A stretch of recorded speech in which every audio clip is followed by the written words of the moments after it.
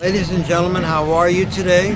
I'm Tony Zungolo from Gold's Gym, and I'm glad to see that life is treating you well, and I wish you happiness, good health, and a long life.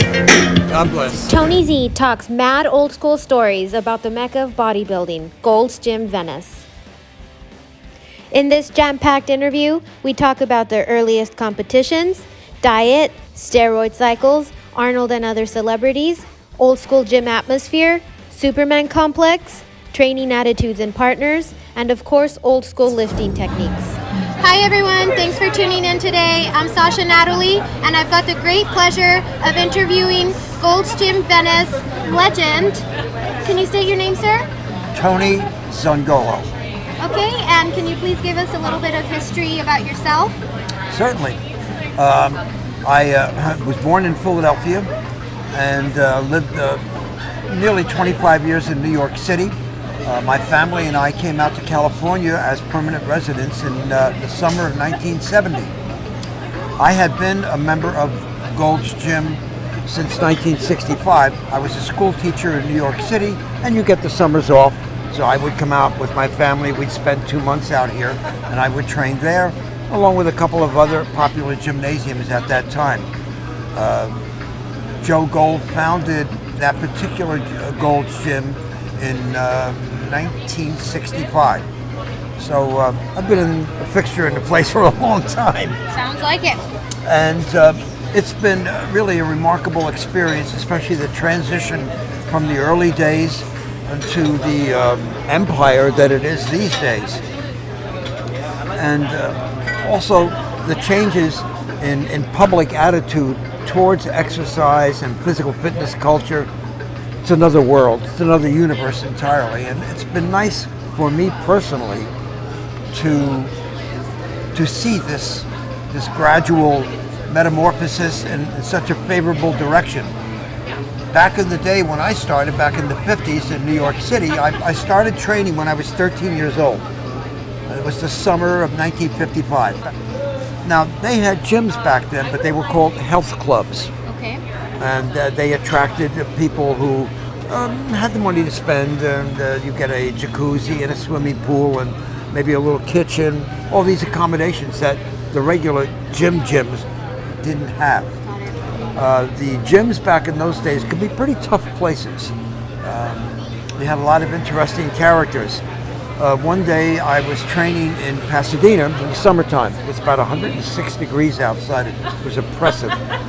And the owner of the gym, this would have been about 1970, the owner of the gym, a gentleman named Billy Pearl, bodybuilding legend like Arnold, came up to me and said, "Tony, mind the store, Judy and I, his wife, are going to go out and have lunch." I said, "Yeah, fine." There was hardly anybody in there. All of a sudden, the door opens and a head pops through the door like this. He's looking around. Then the rest of the body through, all 240 pounds of it. And he walks up to me at the desk, strides up there, sticks out his hand and says, "How do you do? My name is Arnold Schwarzenegger." I said, "Well, Arnold, it's very nice to meet you. I'm Tony Zungolo. It's a nice gym you got here. Well, why don't you show me around?" "Sure, whatever you want." Every once in a while when I see Arnold now, I ask him, "You want to tour the gym, Arnold?" "Never mind, I already had it." It's slowly but perceptibly, we could see the change coming in public attitude towards the fitness culture and working out with weights, weight equipment, weight machines. I would say that by the mid to late 70s, we knew it was turning around. And we knew it for one reason. What's that? The huge influx of women into the gym. Women such as yourselves, actresses, models. Then the Playboy people heard about this and they started sending girls over to the gym with little order tickets. She's too heavy, she's too light. Wow. Do this, do that. The owner of the gym said, "What do you think this is anyway, hamburger stand?" But it worked. More and more people showed up, and then the movie studios figured, "Hey, this should work for us."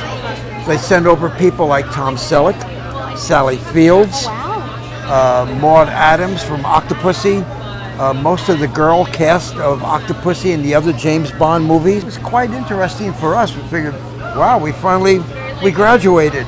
We're in the real world. But another feature from the early days to present times was the influx of machinery. Okay. Speaking for myself, probably 90% of my workouts are machines. I don't pick up free weights that often. I did it for decades. I was a competitive power lifter. But the machines dramatically reduce, not eliminate, but reduce the possibility of you really hurting yourself. Interesting. They're fixed, they're set up in such a way, you make the adjustments, this feels right for me, bam, you're there. Wonderful. Free weights, you don't have that option. I mean, guys will stand there, pick up the bar, dump it on you, and you have to lift it, and then they take it off you, and you hope that the homemade bench that you made doesn't collapse underneath. That happened once. Again, it's been an interesting voyage in time for those of us who were around a long time to see what has happened. And so if you took men and a few women from the 40s, 50s, 60s, and you said, we're going to drop you off in the year 2021, they'd be, where am I? What happened? What does this mean? So something that really stands out to me, I see Tony at the gym 6 to 7 days a week, and I love talking to you. You're always full of amazing stories. When you told me about the equipment that used to be at the gym, and moreover the free weights, can you tell us what the free weights looked like way back in the day? Yes, absolutely. Most of the better grade free weights were in fixed 5 and 10 pound increments. And this is usually painted on the side of the barbell or dumbbell. But we learned that some of the guys were playing games and tried to make themselves look more impressive by painting bigger numbers on there than the thing actually weighed. But human nature, what do you want to do? But they'd be on racks. We still have free weights at Gold's Gym. But free weights are a different physical dynamic. You pick up that weight, it's not tracked into a machine. So you've got to be careful of what you're doing. You don't want to drop that on your foot. And you want to make sure that I can handle this. I'm not straining desperately to lift these weights and maybe fall off the bench with it. Or take out a training partner with you and the two of you fall over. The barbells were generally adjustable. You could add weights, subtract weights, and that gave you better control. So you had two classes of weights. The fixed weight that was cast as one solid piece of equipment, and then the adjustable weights where you take off the collar, you put on the plates just the way you want it, tighten it up, make sure it's tight, otherwise they will come down on you. I think most of the young fellas these days will use a combination of the two. It depends on what they want to do. Some of them feel comfortable using just machines because you can generally move a lot faster using machines as opposed to the barbells and dumbbells. But the first machine that I was aware of was in New York City. I worked out at a gym in Queens, pardon me, called Community Health Center. And one afternoon, gym opened up, and the owner said, I want to show you guys something. We walk in the room, and there are these two enormous machines. They look like spaceships. So what are these things anyway? They were delivered on consignment to the gym. He said, I'm going to give you guys 45 days to work on these things. Tell me what you think. Okay, wow, interesting. The guy's name was Art Jones. And the machines, Nautilus equipment, which went on to become, maybe he's a billionaire, I don't know. Standing there, how do you work this thing? What do you do? I mean, you're afraid that, maybe it's really a time machine and you might wake up in the 10th century or something like that, or help. That was the first time I had ever actually seen a machine. Everything else before that was fixed and solid dumbbells, barbells, and occasional pulley apparatus, which is really not a machine. And then by the 70s, more and more of them were coming into the system. But in the Gold's Gym of 1969, 1970, the gym had Arnold Schwarzenegger, the late Franco Columbu, Zane. These are all very popular and very successful bodybuilders of that era. Arnold especially. A few anecdotes about Arnold. Arnold had a huge physical appetite. He could eat like, there was a pancake house across the street. They served Swedish pancakes. And guess where we all wound up every day? Stuffing ourselves with pancakes. It was great.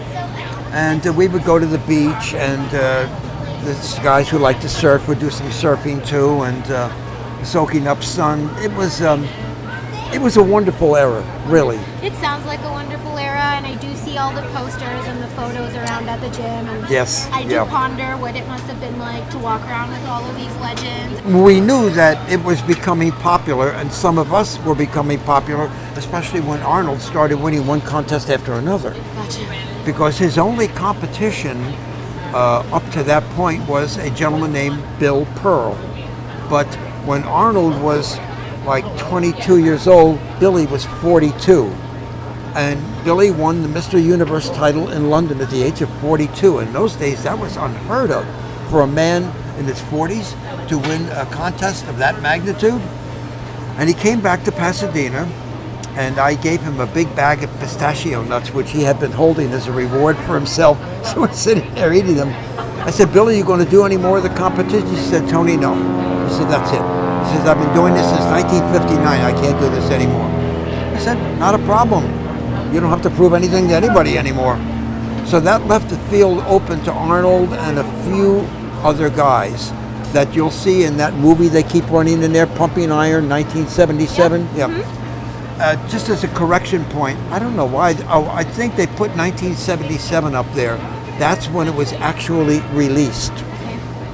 But the guy that you see interviewing Arnold, that George Butler was his name, and that would have been around 1973 or so. But George kept running out of money. He was going from Los Angeles to New York City to interview my friend Lou Ferrigno, Big Lou. Then he'd go over to Europe and interview this, running up plane tickets. So I think he finally did not distribute it to the common market until about 1976, 77. Some of the guys had a sense that we're leaving a big footprint behind us at a nice dining place like this. And young kids would come up to us, 13, 14, 15 years old, and they'd have Strength and Health magazine or Iron Man magazine. Could I have your autograph? Sweet. And I'd say, well, yeah, I'm not. Oh, so no, that's all right. You train in Gold's Gym. There you go. And I'm sitting there thinking, this couldn't have happened 5 years ago. I mean, everybody was said, oh, you guys are all crazy.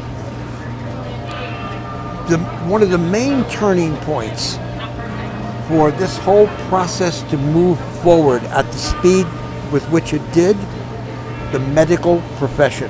Okay. Back in the 20s, 30s, 40s, even into the 50s, doctors and other experts would say, well, you better be careful, you'll develop a heart condition from all that strain of working out and everything.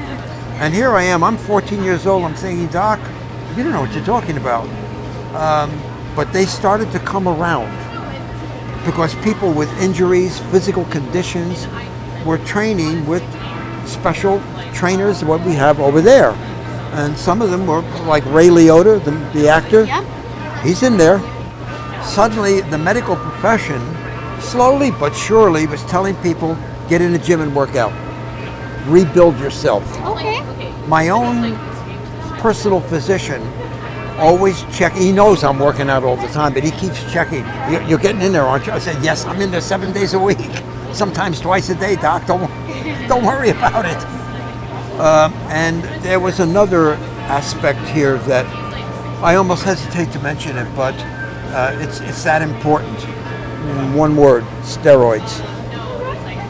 Oh, the impact of steroids cannot be minimized. It was huge. Because suddenly, guys who normally could not carry, let's say, more than 180 pounds of body weight, they're walking around 225 pounds. Interesting. I mean, and these were, we now call them dirty steroids. The side effects were nasty. What would those side effects be? Hair falling out, nosebleeds that we had to call the paramedics to get it to stop. Okay. It's all right to say it, sexual dysfunctions. Okay. And the reverse of the sexual dysfunctions, one guy's wife threw him out of the house. She said, I can't stand it anymore, I'm exhausted all the time. The steroids had many aspects to them. They were originally brought over by a gentleman named John Turpak. John was the coach for the United States Olympic weightlifting team, and John told me that he got them, the early steroids, from Russia. They were using them on their athletes, and the East Germans, at that time Germany was a divided country, the East Germans were using them on their girls. Oh, believe me, their attitude was, hey, you get sick, you die, what's the problem? You know, somebody else is stacked up 50 deep. Because I talked to some Russian lifters that I competed against, and they said, look, they promised us that we didn't have to go to work, which was wrong right there. They're supposed to be amateurs. That's not an amateur. And we have a doctor, we have this, we have free food, everything we want. What's not to like? We don't have to do anything except work out and lift and represent the country, and they did. They were tough to defeat. But they started to refine these substances. The Italians came out with some very improved things and reduced the side effects. I wouldn't say they eliminated them, but they did reduce them. We could always tell if a guy was doing steroids, he'd break out. And that was a sure sign. Or in the middle of the workout, he gets a nosebleed, and it takes it 15 minutes to get it to stop. But then again, I'm going to confess right now, I used them from 1984 to about the end of 1985. I was already in my early 40s. I had never taken them when I was a competitive lifter. The coach didn't want us to do it. So I figured, let me see if this stuff really works. It probably doesn't work. Oh yeah? I went from 206 pounds of body weight to 244 in about 3 or 4 months. My wife threatened to throw me out of the house. She says, if we get any bigger, you're not going to be able to get through the doorway. Oh, goodness. But my strength went through the roof. And bear in mind, again, I was in my early to mid-40s. I was past my lifting prime. But I'm glad that I was a competitive lifter for 20 years, and I never used them. So I always have that memory of myself as this was the real me. It wasn't a chemical that was shot into me. I know. So much info, right? Well, stay tuned, because up next, we're talking about the first Mr. Olympia, Mr. America, and Mr. Universe. We're also going to talk about steroid cycles, so don't miss out.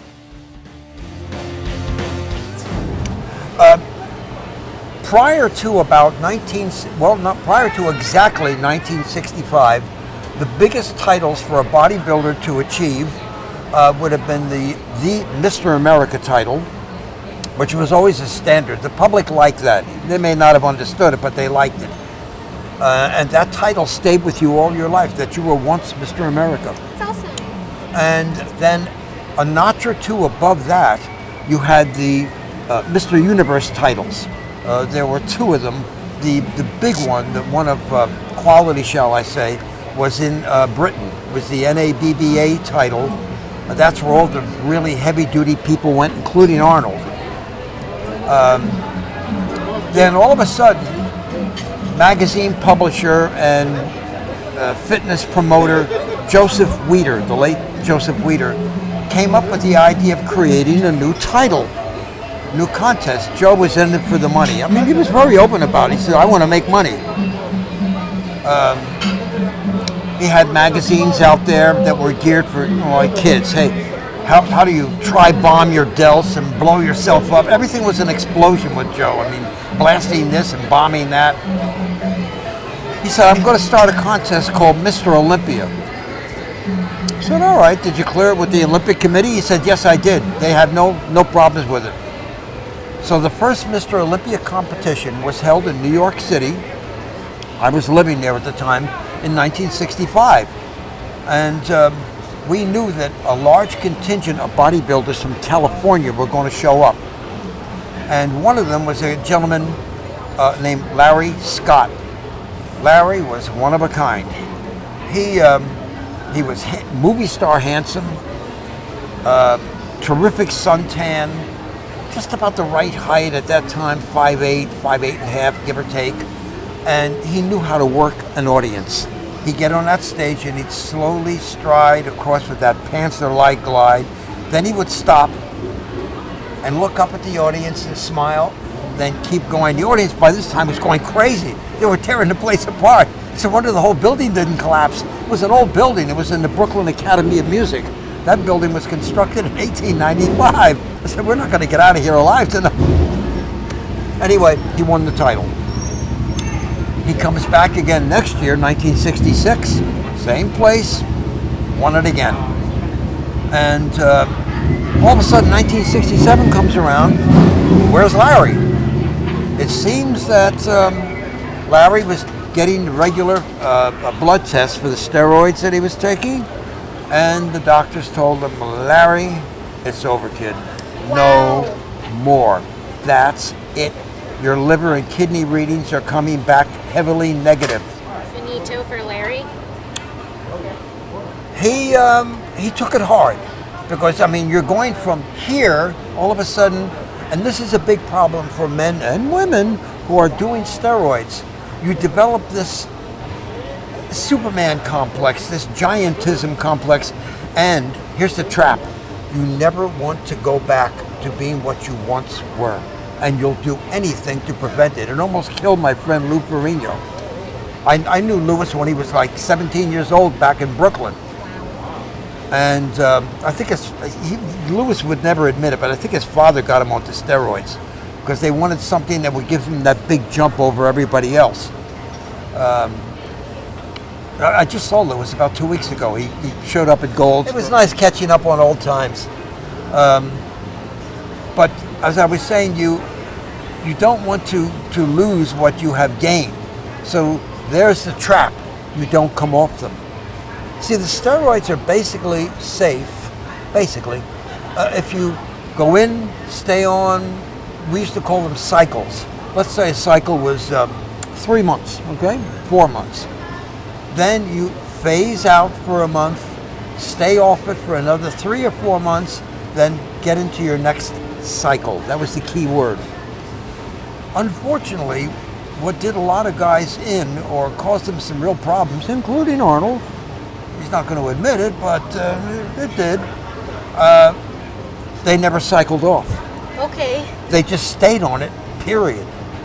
And I mean, the guy, when we were over at Gold's Gym on Pacific Avenue, all those guys that you see in the movies, they were all my friends. I used to train with those guys.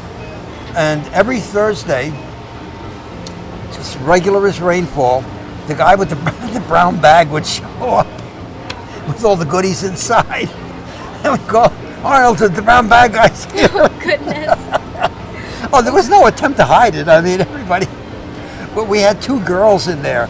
When you watch the movie, the 2 girls that were sitting on Arnold's back while he's doing the donkey calf raises. Yeah. Yeah, one of them was an ex-Marine, a tough gal, and the other one was her friend, and they started doing some of them. And Arnold said, "Hey, wait a minute here, please." But the impact of steroids had an interesting side effect. It made people more aware of general nutrition. These are guys who thought that a nutritious meal was pizza with extra sausage on top. I mean, when I trained and competed back in New York City, it was very common after a contest for us to go and get the meatball heroes and pizzas and all these things that we weren't supposed to be eating. And suddenly, we found out that if you take these steroids and you clean up your dietary act, which is a good thing in and of itself, you're fine. you're making all kinds of progress that you never dreamed of. My own training partner was a kid named James Steele. He was dramatically younger than I was, about 20 years. And he was doing quite a bit of this stuff. I said, Jimmy, you better take it easy, you're losing hair.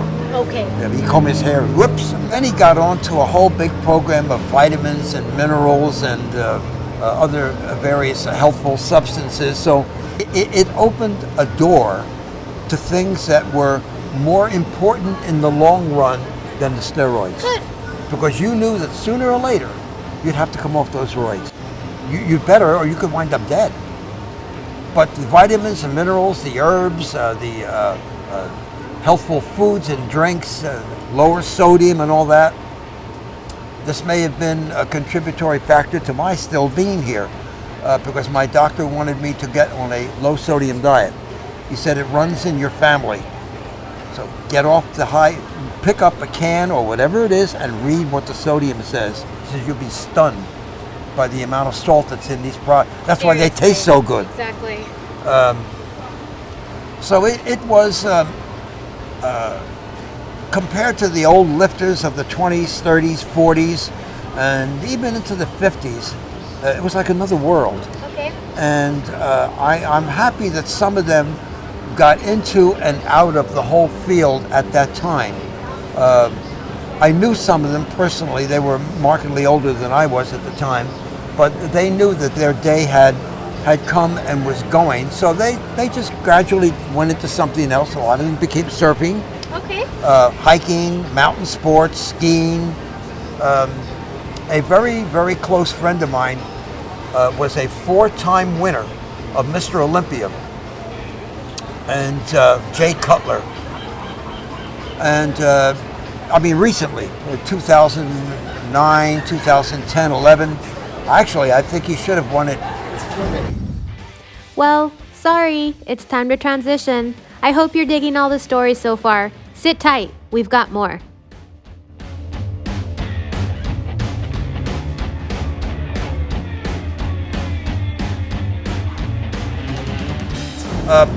One of the things that comes to my mind is the dramatic, to say the least, dramatic changes in training attitudes on both the part of coaches and the weightlifters themselves, the Olympic lifters and the power lifters. I was a power lifter, bench press, squat, and deadlift.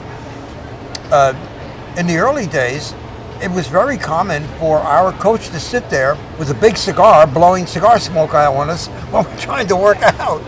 It hadn't connected yet that this is not the thing you're supposed to be doing in a gym. We would bring our own food to the gym because that saved us the money of going out to the nearest delicatessen or something like that. All of a sudden, we became aware of the fact that, hey, there's going to be competitions here and people are going to pay to come and see us. That put a different cast on it. Now, they weren't paying a fortune, but maybe $3 a ticket back in the early 60s or late 50s. And an audience, I mean, real people are going to be looking at us. I mean, some of the guys had a hard time with that. I didn't, I loved it. I had a good career as a competitive lifter. I was very fortunate, but then again, I was in my 20s, and my first contest was in the wintertime in New York City of 1960. And that team, I applied for the team, I tried out, and I was accepted. It's called Lost Battalion Hall. The building was constructed right after World War I. Wow. And I'm proud and almost to tears to tell you the team is still there. The building is still there in New York City. Nothing's changed except they fixed up the interior there and made it really beautiful. I mean, a friend of mine came back with a video of what it looks like. I said, you gotta be kidding, this is it? I mean, we didn't even have any plumbing in there. We couldn't take a shower. The water came out green and it was terrible. But we didn't care. My last competition was summertime of 1981. So we're talking 21 years.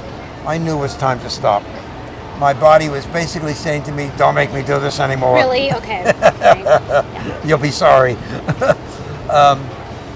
I achieved what I wanted to achieve. I made a lot of friends. Great. I still see some of them. One of them is Lou Ferrigno. Okay. And of course, unfortunately, many have passed away. I mean, time goes by. The Larry Scott that I had referred to earlier, Larry passed away about 4 years ago.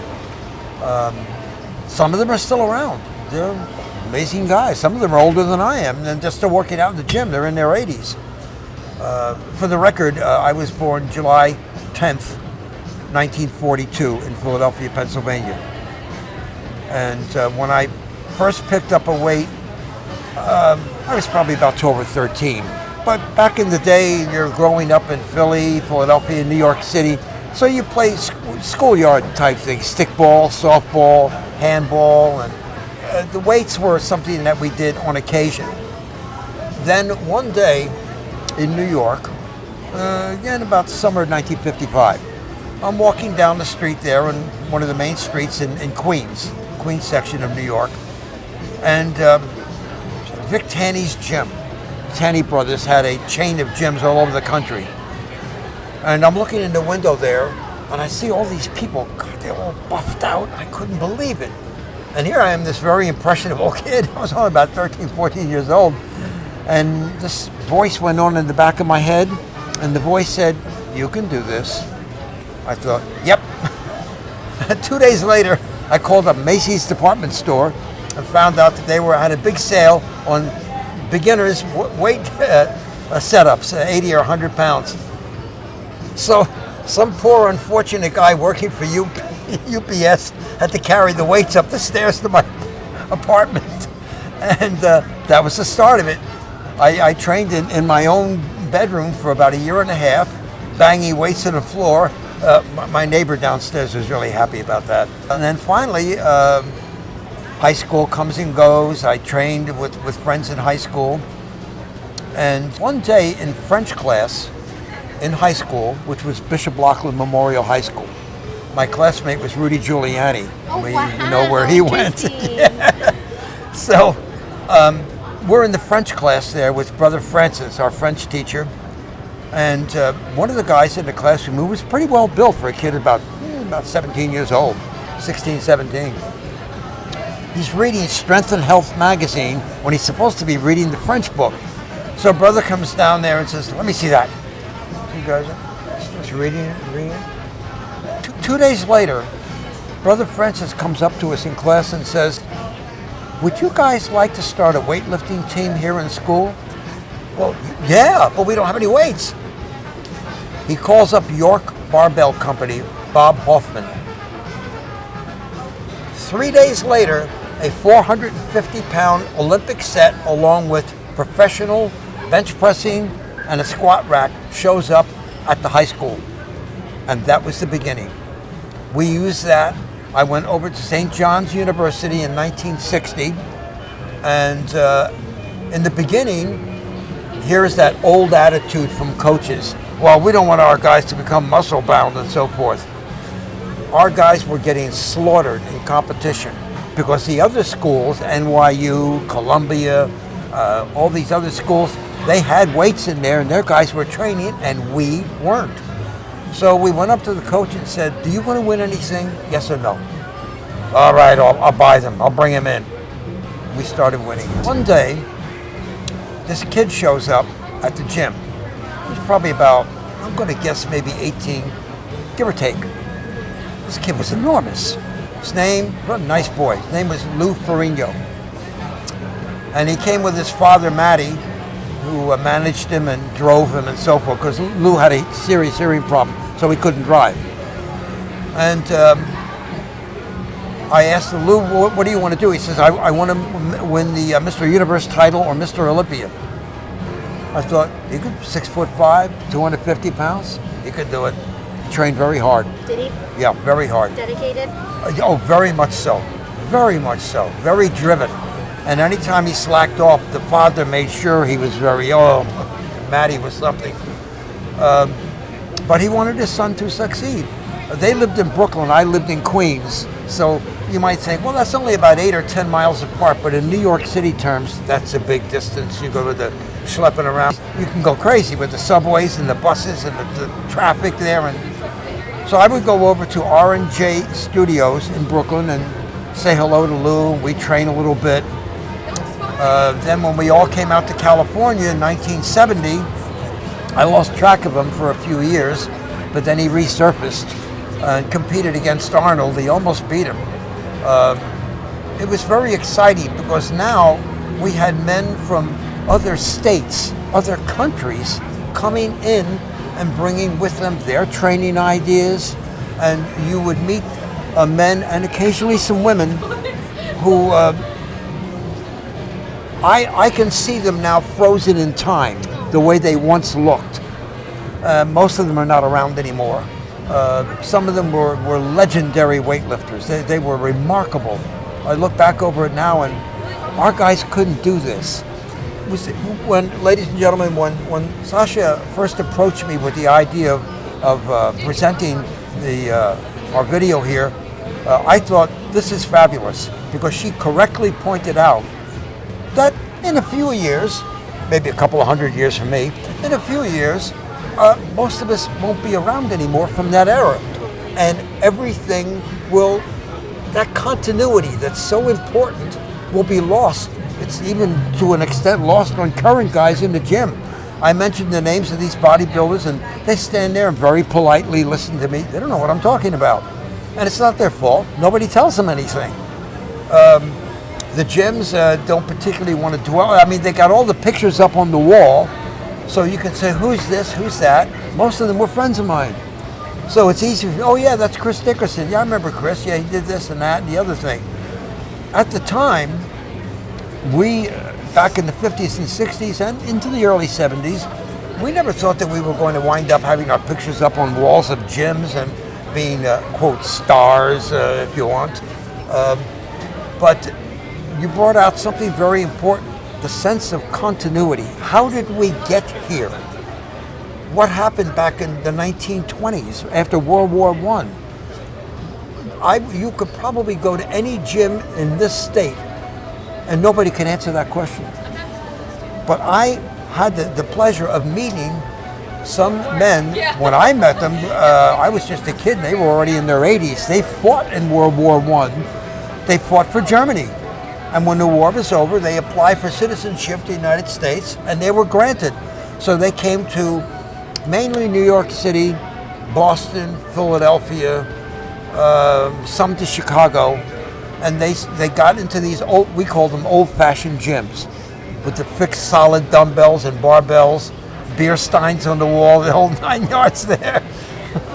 Pictures of the Kaiser on the wall, that didn't go over too big. And the favorite beverage back in those days when the guys were training was not a protein drink, it was beer. That's what they did back home. We thought that was rather strange. But they showed us things that we would not have known.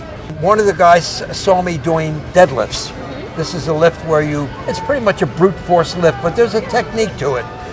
Stand erect with it, hold it, and put it down. You don't dump it, you just put it down. That was my best lift. Nature put me together to be a good deadlifter. I have long arms, short legs, long torso, got it made. And he showed me, he says, I'm going to help you set some records. I said, how are you going to do that? He says, let me see your hands. Okay. He showed me some very simple exercises, pinch gripping plates and counting. 1, 2, keep counting until you drop the plate on the floor. In my car, I have a gripping spring. You can adjust it like this. A couple of months, you have hands like steel. In all the 21 years I competed, I never lost a deadlift. It never slipped out of my hand because of what that man from another era, another country, another time showed me to do. And right now, I do my best to pass on to the younger fellas and even some middle-aged men what I learned over the years and give them a sense of the continuity that you're not getting if you're over a 24-hour fitness or some gym like that. It's a mass production gym. Get in, do your workout, get the hell out of here. I feel that I owe it to the sport to put back into it all the good things that it gave me. There were a few hard times, but most of it was, it was a riot. And you met so many interesting people that at the time that you met them, you didn't realize who they were or what they were going to become.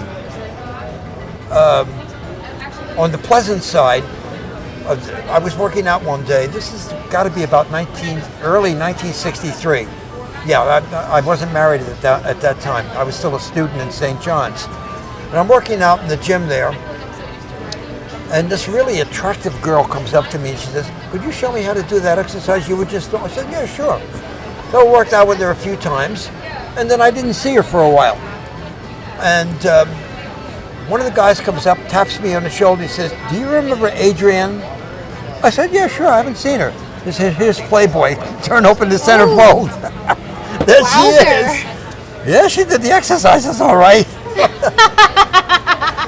Whoa. Boy, did they work out. My student, there you go. Ta-da.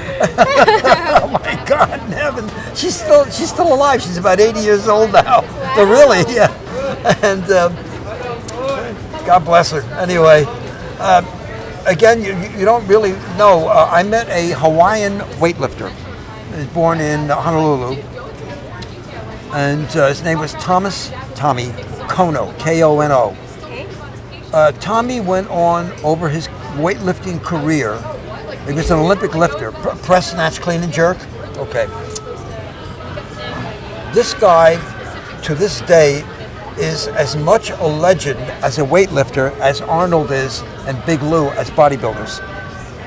He won and dominated 4 different weight classes. That was unheard of. Usually, I lifted as a mid-heavyweight, 198. Tommy started out as a lightweight, set records in that class, jumped up to being a middleweight, set records in that class, up to a light heavy, and into the heavyweight class. His name is all over the record books. There'll never be another one like him. He was amazing and very modest, very self-effacing. One of the nice things that our sport taught most of the guys, not all of them, some of them are incurable, but be humble.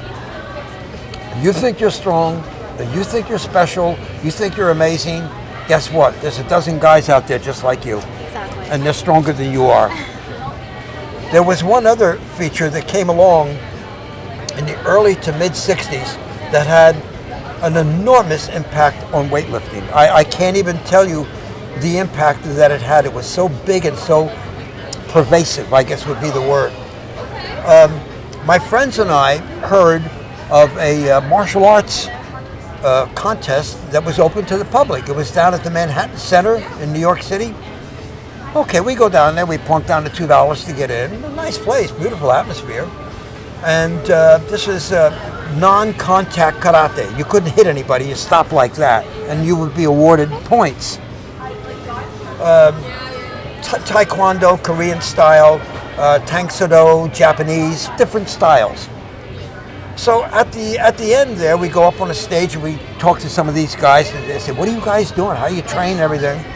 One of them was so nice. I couldn't believe how well-mannered and self-effacing he was. His name was Chuck Norris. He was so good, it was unreal. He was so fast that before you got your hands up to block the punch, he had already gotten 2 punches in. But he never hurt anybody. One of his competitors slipped on the floor and was headed face first for the floor. Chuck stopped, picked him up, set him up right, and said, "Let's go again." And lo and behold, as time went by, now we're getting into the early 80s. One of the girls in our gym there, World Gym in Venice, also owned by Joe Gold, she said, "Fellas, I'm not going to be able to see you for a while. I'm going to Texas. I've got a part in a new TV series called Texas Walker, Texas Ranger," Chuck Norris. So, okay, her name was Sherry North. She was on the show for the whole 13 years that it was on there. Sherry could probably buy Venice. She made so much money. She was so nice. And over the years, a number of guys from the gym were called in by Chuck to go and be on his show. And they told me, every one of them, he treated everybody like royalty. Is everything fine? Do you like the food? Is the hotel good? He didn't want anybody to get hurt. They carefully replaced every scene. Not all of these movie superstars could say that. A couple of them, Steven Seagal and some of the other guys, were getting hurt on the set. So here again, we start from a small competition in New York City. You wind up with an empire. Chuck is a very rich man. He's world famous. Everybody likes him. You have to realize that you're part of this. You're in that, shall I say, stream. And I've felt this for a number of years, but as I've gotten older, I have a sense that I definitely have to give back. So I'll stop and help one of the fellas and again, doesn't have to be 20 years old, could be 50 or 60 years old, and look at him and say, not doing that right. He's going to hurt himself. Can I show you something? Is that all right? I'll do this with the girls. So with the girls, I come along, shall I say it, a little smoother, Okay. a little more, you don't like to tell them, well, you're a girl, you don't know what you're doing. No, you don't go there. Just say, I have an idea. May I show you something here? Oh, I didn't know that. Thank you. And I'm thinking, I probably saved you from hurting yourself. That's what I want. I don't want people going home and then 3 days later, they're in an orthopedist's office getting cortisone injections. No. If I can stop that from happening, I'm glad to be a part of it. Because even at the age of, hey folks, I'm 78 years old. In 2-3 months, I'll be 79. I don't think of myself, at the risk of sounding almost conceited, I don't think of myself as being old. I think of myself as being older. Old is a state of mind, right, Eddie? It's the way you think. I've seen people in their 20s and 30s, they're gone already. That's it. They're older than my grandfather was. And I've seen men, they're training in the gym with me. I've known these guys 50, 60 years. They're older than I am. They still show up every day. Older is simply the chronological passage of time from day 1 to day 2, 10, 20, 30, 40. That's the way I like to think of it. If you're going to incur some physical difficulties, you get them fixed as best you can. Bring yourself in for repairs. Wow, what an inspiration, right? Well, don't go anywhere. We still have more gym talk coming right up. I think one of the important features that most of the older lifters are aware of, and some of the younger ones too, we remember a time when there was no machinery. It simply didn't exist. It hadn't been devised yet. The first major one was Nautilus equipment. Art Jones was the creator of that, and he made a fortune on it, because you'll still see it in many gyms now. Oh, absolutely. And of course, as equipment would be made, other competitors would pop up and say, hey, we have to equal this or surpass it. So we'll have our equipment do this or that little adjustment or this or that. Sometimes they go overboard. You wonder whether you're using a piece of weightlifting equipment or you're stepping into a time machine. You wake up in the 8th century and you're under attack by Viking warriors. Help, get me out of here. But the machinery made it pleasant and amenable to people who didn't like the whole idea of picking up big cast iron or steel dumbbells and changing plates, and did I put the right plate on the right side? They don't have to worry about that anymore. You sit down, you make the height adjustments that are right just for you. You can't do this with a free weight. Your spotter, the guy that hands you the weight, will tell you, you got to sit down a little lower, get up a little higher, come a little more forward, because he can see, you can't. But with the new machinery, you can customize just the way you want it, what works the best for you. Now you get up and you say to your training partner, yeah, go ahead, do a set. He'll reset it for what's right for him. We had a very strong bench presser in my old gym back there in New York. This would be about, in the 60s back, yeah. And he was a thoracic chest surgeon, Dr. Al Savoli. Al was a terrific bench presser, very strict. Everything had to be just perfect. And one day he's in there starting to do his bench presses before he went to the hospital.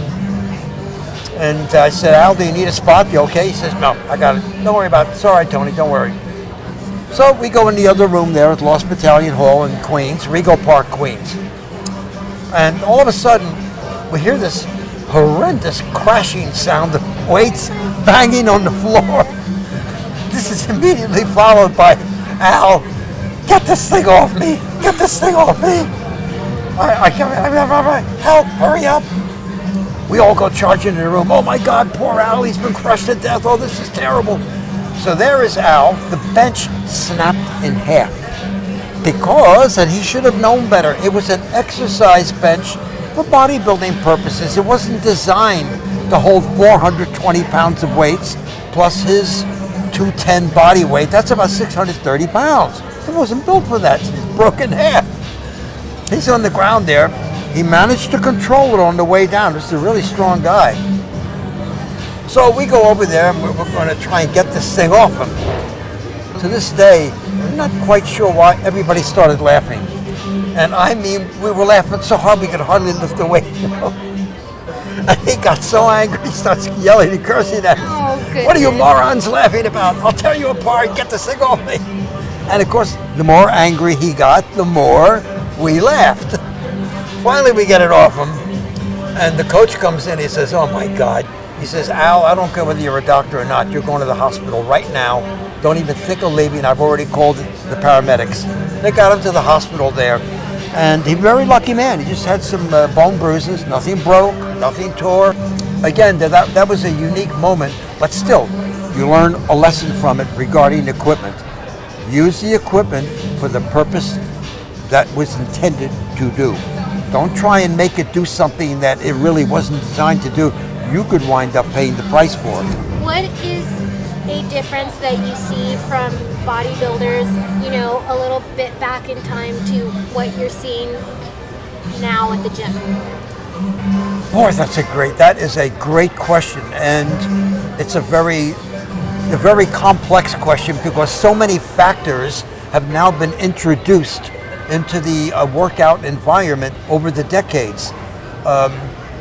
All right, let's go back to when I was a really young kid. There was a bodybuilder who was, to this very day, the guys who remember, absolute legend. He was the Arnold Schwarzenegger of his era.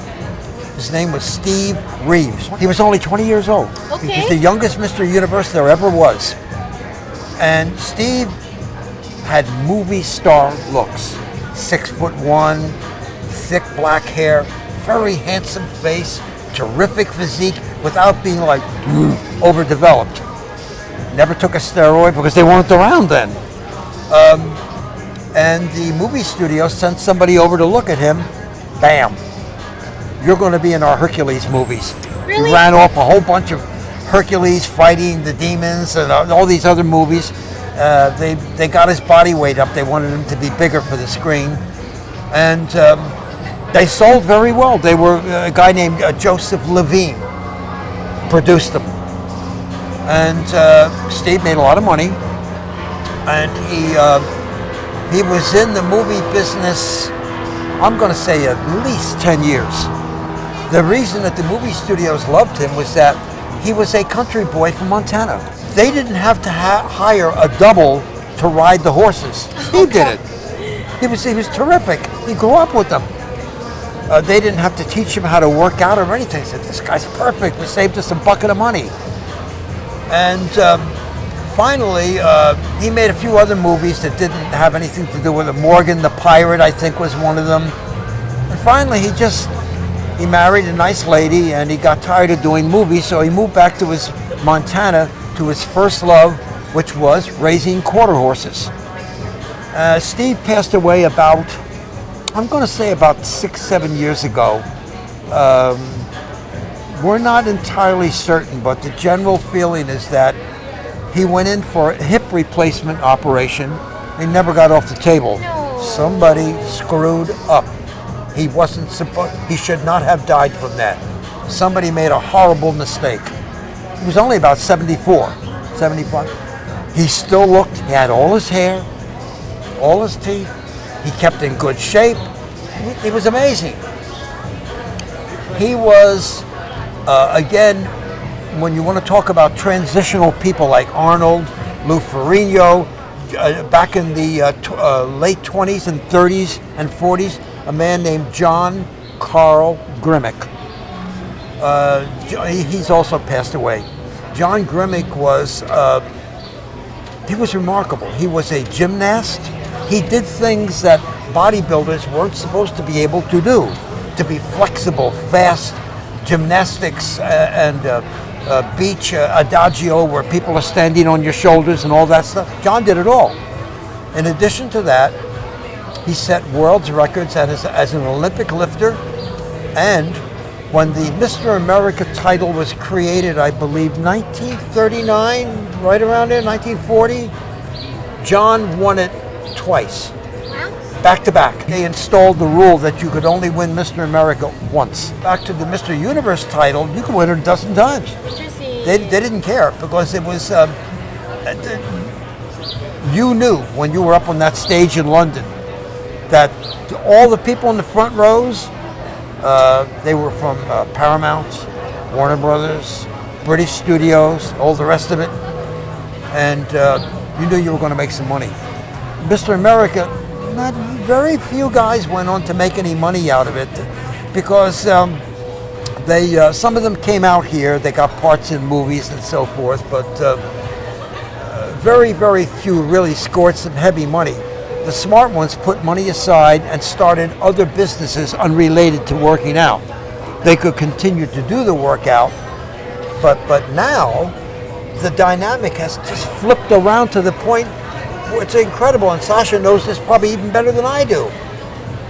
People come into the gym, particularly females, models, fitness models. The term fitness model didn't even exist. Again, back in the day, many gyms, incorrectly, did really not want women in the gym because they, even Joe Gold himself, way back there, they always caused trouble. We could see what was happening, and you brought out a point there that the general public might not be aware of this. When you walk in that front door of Gold's Gym, especially at a time where there's, I wouldn't say a lot of people in there, but a pretty good number.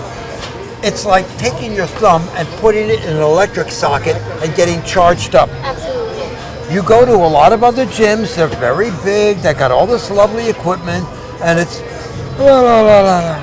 Can I lie down for a while? You don't get that in Gold's. Particularly gratifying to me. I'm in there every day, and sometimes I didn't sleep well the night before. I'm there 10, 15, 20 minutes, half an hour, and I have guys and sometimes girls come up to me, "Hiya, Tony, how you doing today?" "Oh, I'm fine, I'm all right, yeah." And I'm thinking, who is this? I have the faintest idea who they are, but they seem to know who I am. All right, fine. And I'm thinking to myself, hey, dummy, you made that transition of giving back to them. Well, there's something they see in you that you maybe can't see in yourself. I'm going to tell you what everybody sees, Tony. You are a time capsule. You are a Gold's Gym Venice absolute legend. I just don't know if I could have interviewed anybody better, and I want to thank you so much for sharing all of your wisdom and your experiences with us. I'm sure that many generations to come can learn from everything that you have taught us today. Thank you so much. I'm fairly glib, but for all my facility with the language, I don't have the words to tell you how much that means to me. Well, that's a wrap, folks. I hope that you enjoyed all the information that Tony had to share as much as I did. In my opinion, it's always wonderful to hear about our history so that we can better construct our future. Be a sweetheart, like and subscribe. Also, HMU on Insta, @SashaCheer1. Thank you. Thank you. Ciao.